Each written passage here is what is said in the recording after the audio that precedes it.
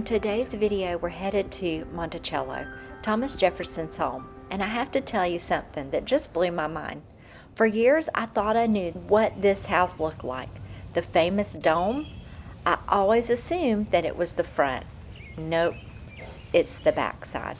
So today I'm showing you the actual front entrance, and then we're going upstairs, which I wasn't allowed to film. So I've got some photos for you with a little movement added just so you can see it too. Before we head inside to the big house, I want to show you Thomas Jefferson and Martha's first home. It's this little building here.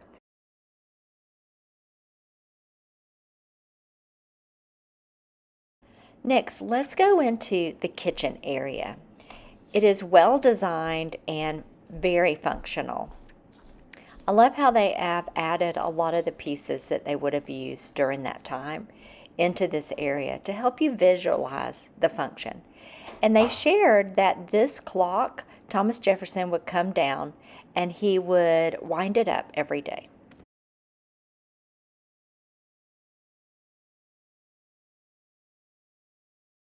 Now, Mulberry Row was the industrial hub of the whole plantation.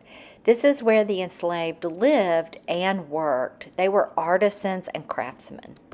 Now, let's start at the front of the house, which completely surprised me. I thought this was the back of the house.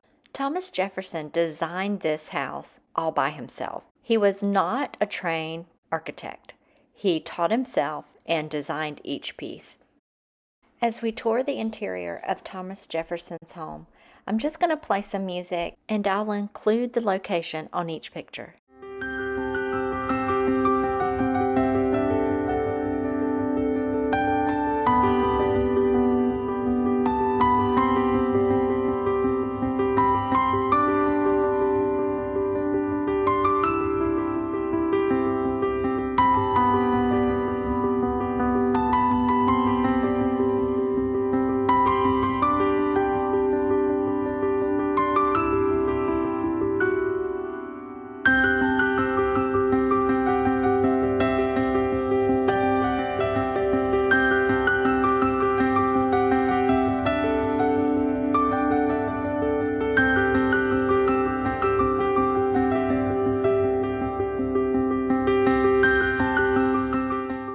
A little tidbit about the stairs in Monticello. Thomas Jefferson felt like stairs were a waste of space. That's why they're so narrow.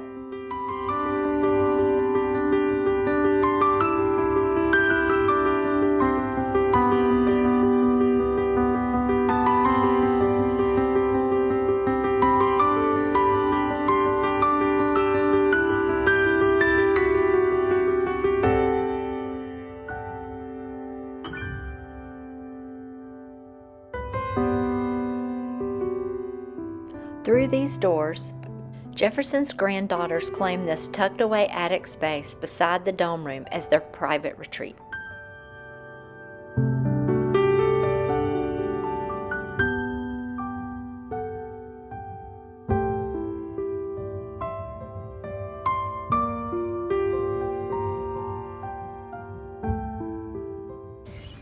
That's all of the interior tour.